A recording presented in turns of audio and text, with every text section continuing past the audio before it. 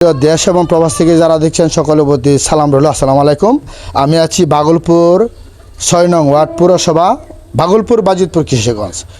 Bhagalpur railway স্টেশনের সংলগ্ন টাওয়ারের নিচে টাওয়ারের সাথে যে দুইটা বিল্ডিং, একটা হচ্ছে আর্মিতে চাকরি করে যে মুস্তাক ভাইয়ের বিল্ডিং, আর এই বিল্ডিং ফেরদৌস ভাইয়ের বিল্ডিং।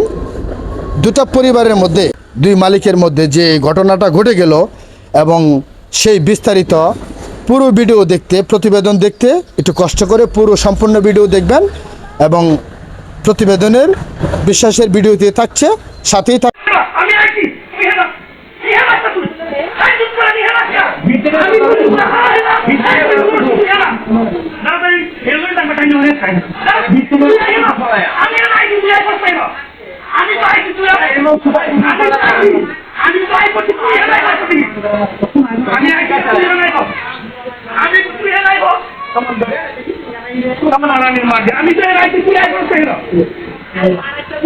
এবার আমি তোর কোনো বাপ যদি তোর কোনো বাপের কোনো বন্ধ করো আমার এই বাপ চাই না, আমার এই আপা না, তোর আমার ভিতরে তোমার ইয়ে হলে না, তোর বাবা আমি বাপটা হয় না জানিস।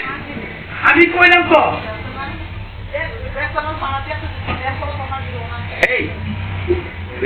পানি তুই জানো থাকবে কেন মাগি, তুই থাকবে কেন একবার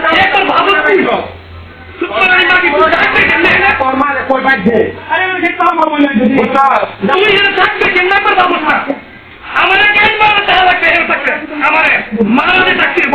আসসালামু আলাইকুম। ওয়ালাইকুম সালাম।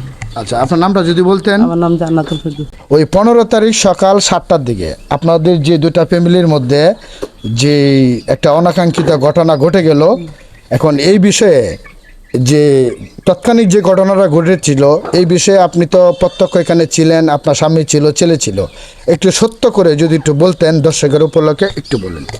বেশ কিছুদিন যাবৎ আমার যে 3 ফুট পথ যা দেওয়ার কথা ছিল, এই পথটা প্রায় সময় রেগুলোই তালা মারা থাকে, তালাবদ্ধ খুলতে গেলে ওই মায়ের দৌড় গালিগালাজ হুমকি টুমকি দিয়ে রেগুলোই দেওয়ার থাকে। তারপর ওই যে রেলের লিজে নেওয়া জায়গাটা 6 ফুট জায়গা আমাকে দেওয়ার জন্য বিভিন্ন নেতা ফেতারা লই আয়েসারা আমার জোর জবস্ত করে যে এই পথ দিয়ে চলার লাগে। এই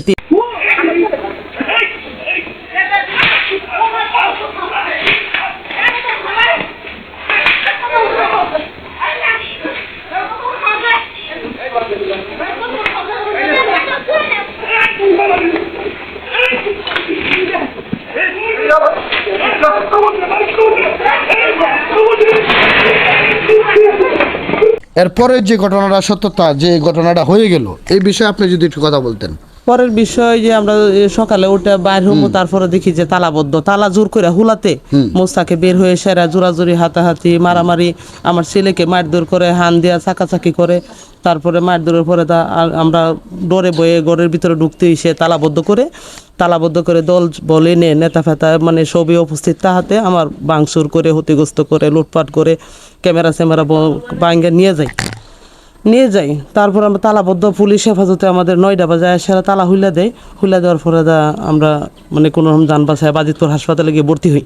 আচ্ছা প্রিয় দর্শক, এবং তালা লাগানোর যে অভিযোগ পেলাম সেটা ভিডিও ফুটেজে নাকি ওনাদের আছে, সেটাও সাথে থাকবেন, এবং সত্যতাটা আমরা আসলেই দুটা ফ্যামিলির মধ্যে যে অনাকাঙ্ক্ষিত বিষয়টা আমি বলেছিলাম, সেটা আসলে আপনারা অবশ্যই সেটা মতামত প্রকাশ করবেন।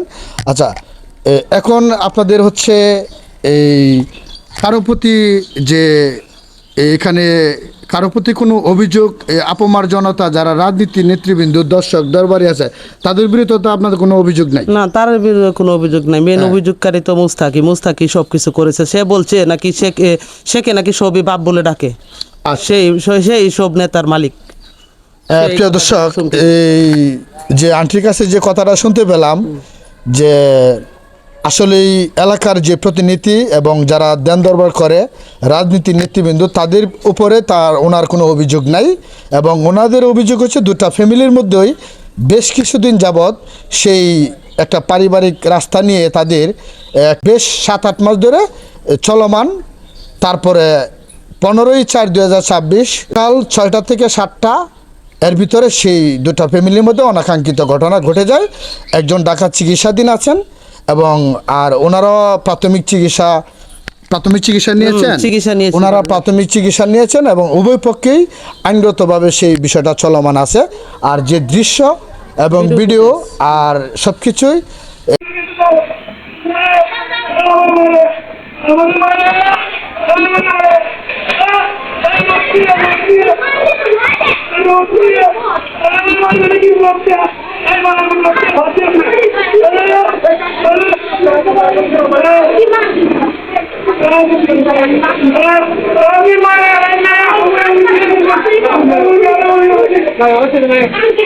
আমার স্বামী 25 বছরের প্রবাসের ইনকাম। আমার স্বামী 25 বছর প্রবাস করছে। প্রবাসে আসার পরে এই বাড়ি করে আমরা বাড়ি কিনা বাড়িটা বাঁধছি। 3 ফুট পথ আমরা ন্যায্য পথ চাওয়াতে আমরা পথ দিছে না। যে পথ মানে হাল চলমান, হাল দিয়া সেরা নাকি আমরা এই যে মাটি বরট করে রাস্তা বানায় নেওয়ার জন্য অনেক জোর জবস্ত, অনেক মায়ের ফিট, অনেক ঝগড়াজাতি, অনেক কিছু হয়েছে, অনেক হুমকি তুমকি চলছে, কিন্তু আমরা না মানাতে আমরা আজকের এই অবস্থা, ভাঙচুর সব কিছু হয়েছে। তাও জায়গাটা লিজে নিয়ে নিছে আরেকজনে। এই লিজের জায়গা এখন বর্তমানে বেড়া বদ্ধর মেজে আছে, সেই লোকটা বেড়া দিয়ে দিছে, কিন্তু এই জায়গাটাই আমরা অনেক জোর জবস্ত করছে। আমরা এই আউটে চলার লেগে আমরা এই 3 ফুট পথ দিবেন।